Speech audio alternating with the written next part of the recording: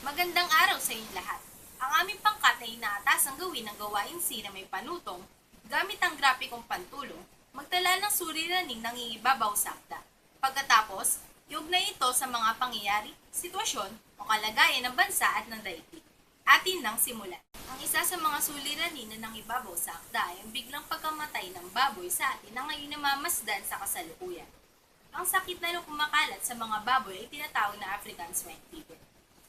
Dahil sa pagkalat ng sakit na ito, nagdulot ito na malawak ang pagtaas ng presyo sa Pilipinas. Noong nakaraang Disyembre hanggang Enero lamang nga ay umabot na sa 400 pesos per kilo ang presyo ng baboy na halos mapantayan na per kilo ng baka. Para naman sa pandaigdigang pangyari, isang balakid ang sakit na African swine fever dahil isa ang baboy sa mga pinakatinatangkilik na produkto at talaga namang mabilis sa mga mamamayan. Kung kahit ang sunod-sunod na pagkamatay ng mga daan-daan o libo-libong baboy ay malaking pagkalugi para sa mga nagtitinda nito at malaking bigat para sa bulsa ng mga mamimili. Isa sa mga suliranin na ibabaw sa akda ay ang matinding kagutuman. Maiuugnay ko ito sa sitwasyon o kalagayan ng ating bansa dahil ang Pilipinas ang isa sa mga bansang nakakaranas ng kagutuman at namamatay ng dahil dito. Kahirapan ang sanhi sa matinding kagutuman. Dahil nga sa maraming tao ang walang hanap buhay, wala rin silang naipapakain sa kanilang pamilya na nagiging dahilan ng matinding kagutuman. Kaya naman ang iba ay napipilitan na lamang na gumawa ng krimen upang may pakain lamang sa kanilang pamilya. Sila'y nagmimistulang putot balat at nanghihina sapagkat hindi sila nakakakain. Mas lumala pa ito nang magkaroon ng pandemya. Maraming pamilya ang nawalan ng hanap buhay kaya naman umaasa na lamang sila sa ayuda ng pamahalaan upang mabuhay at may maipakain sa kanilang pamilya. Isa sa mga pandaigdigang suliranin na mapapansin sa akda ay ang matinding kagutuman o world hunger. Pinakaapektado ng kagutuman ang mga mahihirap na may pagkukulang sa perang pantustos upang may ipangkain sa araw-araw.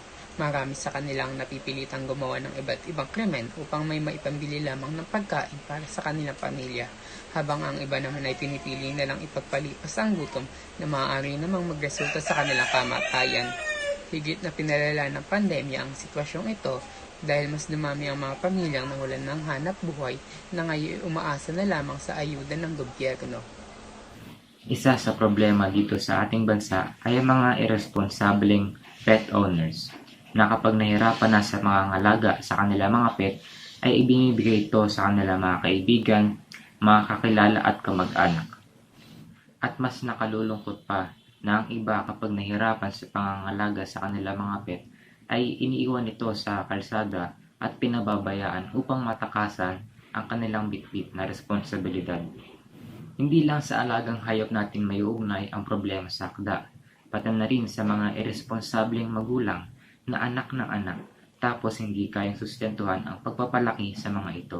Madalas na pasimuno nito ay ang mga irresponsableng teenagers na nagtatayo ng kanilang sariling pamilya kahit na wala pa sa tamang edad. Isa sa mga suliraning aming natagpuan sa akda ay ang pamimigay ng alaga sa iba kapag hindi na nito kayang alagaan. Ang suliraning ito ay nangyayari sa iba't ibang panig ng daigdig. May mga tao nag-iiwan ng kanilang alaga sa gitna ng kawalan kapag di na nila kayang alagaan ito o ayaw na nila rito. Ang ganitong pangyayari ay prominente lalo na sa Amerika. Ang isa sa suliraning nangingibabaw sa akda ay ang pagkabundol ng motorsiklo na nagdulot sa pagkamatay ng alagang baboy ni Kiwuka at ng kanyang sugat. Ang pangyayaring ito sa Pilipinas ay talamak rin dahil sa hindi pag-iingat sa pagmamaneho o careless driving.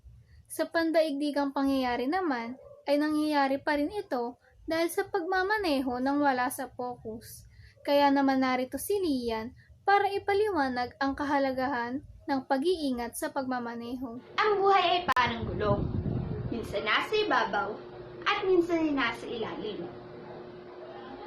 Ang pag-ikot at paggalaw nito ay responsibilidad ng may hawak nito, maging kung saan man ito patutungo. Kaya masasabing napakahalagang malaman ng bawat isa ang maingat at maayos sa pagmamaneho sa ating mga daan.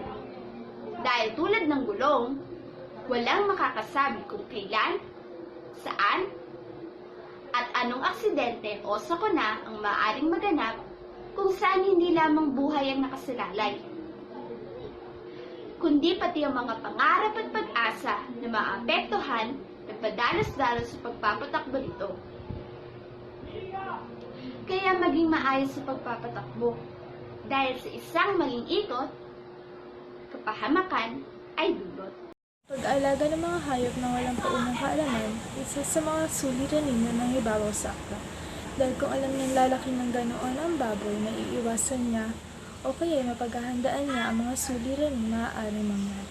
Dito sa Pilipinas, may ugnay natin ito sa mga taong nag-aalaga ng hayop, partikular na sa aso, na hindi man lang iniisip ang laking responsibilidad sa pag-aalaga nito.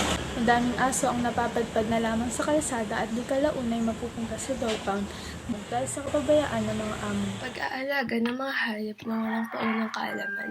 Ipinakita sa akda ang suliraning pag-aalaga ng mga hayop na walang paunang kaalaman. Sa nabasang akda, makikita na si Kibuka ay isa lamang na pilitang mag-alaga ng baboy na humantong sa kakulangan ng kaalaman sa pag-aalaga nito. Ngunit paano nga ba ito magiging suliraning pandaigdig? Alam naman natin na marami sa mga hayop sa panahon na ito ay nagkakaroon na ng pagkaripol. Isa sa dahilan ay ang pagpatay ng mga hayop dahil wala namang alam ang mga tao kung ito ba'y paubos na grupo ng hayop na maghahatid ng pandaigdigang pagkalipol ng mga hayop. Isa sa mga suliraning nangibabaw sa akda ay ang pagpatay sa mga hayop. Bagamat hindi ito nabigyang focus sa akda, ay dapat naman natin ito bigyan ng pansin. Sa pangyayari sa Pilipinas, ang pagkitilo sa mga hayop ay may kaakibat na parusa. Sa ilalim ng Republic Act 8485, mahigpit na ipinagbabawal ng pagpatay sa ilang uri ng hayop gaya ng aso, baboy at iba pa.